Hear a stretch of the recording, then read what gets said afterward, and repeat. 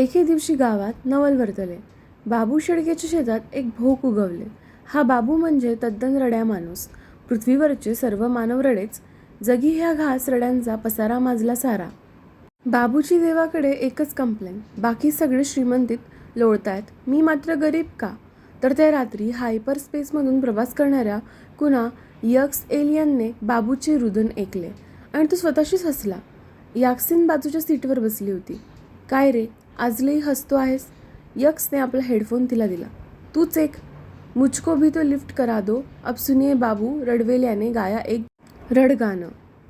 जो भी चाहूं वो मैं पाऊं, जिंदगी में जीत जाऊं, चांद तारे तोड़ लाऊं, सारी दुनिया में छाऊं, बस इतना सा ख्वाब है, बस इतना सा ख्वाब है. ऐकलेस ना? आता मी यांची गंमत करतो. दुसऱ्या दिवशी रडेला बाबू जेव्हा शेतात गेला तेव्हा त्याला ते 1 इंची व्यासाचे बीड दिसले. चायला, ह्यांच्या माईला ह्या घुशींनी नुसतं उच्छाद मांडलाय. आता त्या गोळ्याच टाकतो. मग ना रहेगा घूस ना रहेगा बीड.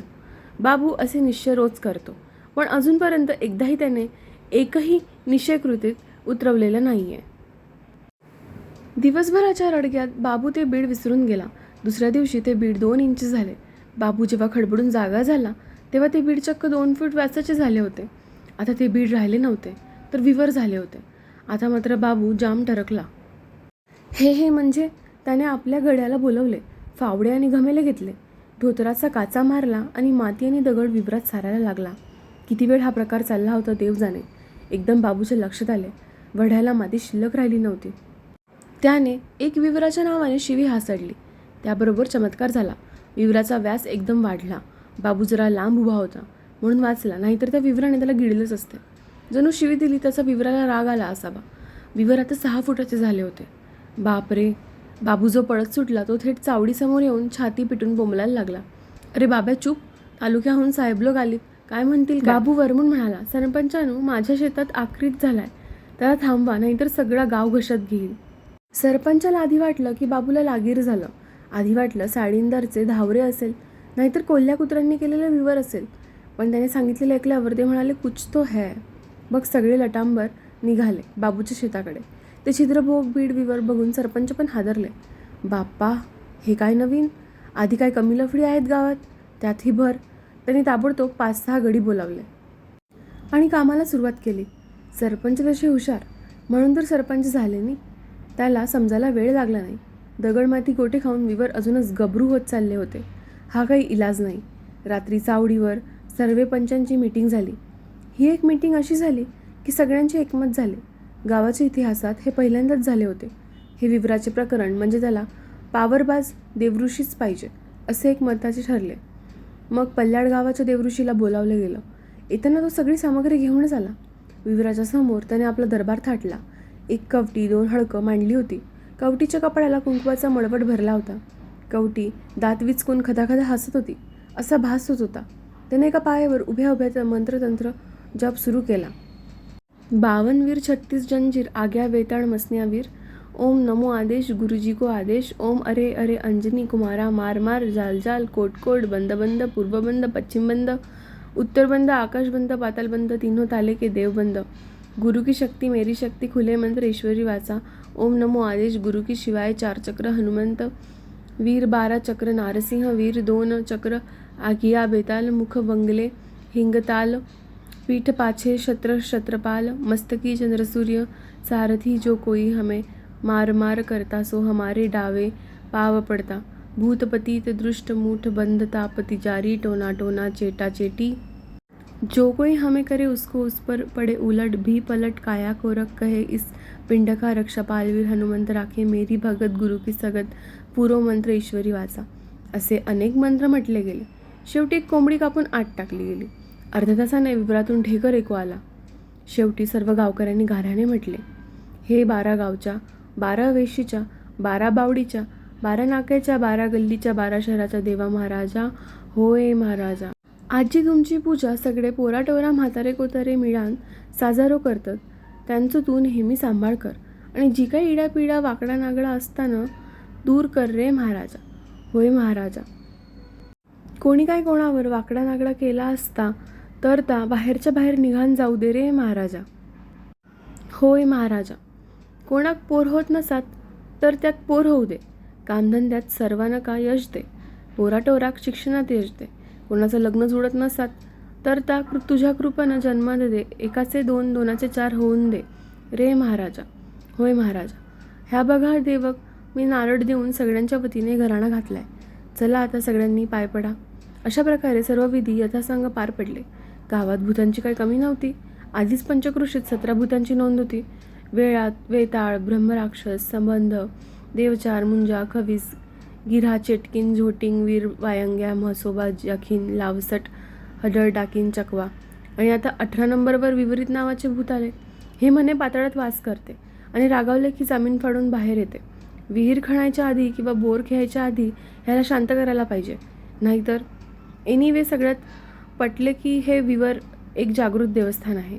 त्या अनुषंगाने रूढी परंपरा, विधी, उपचार, उपास प्रत्येकाले सुरू झाले. बाबू आता विवराचा गुरव झाला. त्याला म्हणे विवराने प्रथम दर्शन साक्षात्कार शनिवारी झाला म्हणून शनिवार विवराचा वार ठरला. शनिवारी गावात छबिना फिरू लागला. विवर देवाचा एक रुपेरी मुखवटा तयार झाला. श्रावणातल्या अमावस्येला जत्रा भरू लागली. धत्तुरा हे विवराचे आवडीचे झुळूक ठरले. लोक त्याची पाने, फुले, बोंडू आणून विवराला अर्पण करू लागले. विवराच्या आधाराने भोवती एक इकोसिस्टीमने जन्म घेतला आणि फोफावू लागली. त्यात अजून एक भर म्हणजे अशी टूम निघाली की विवर नवसाला पावते.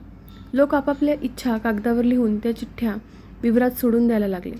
विवर त्या इच्छा पूर्ण करते असा दृढ विश्वास होता. ह्याचा उगम कसा झाला? गावात रखमाबाई, मर्द बाबल्या कुसाडे ही धुनी भांडी करणारी बाई होती. तिचा कारभारी पदरात एक पोर टाकून परागंदा झाला होता. काही आता नाही पता नाही.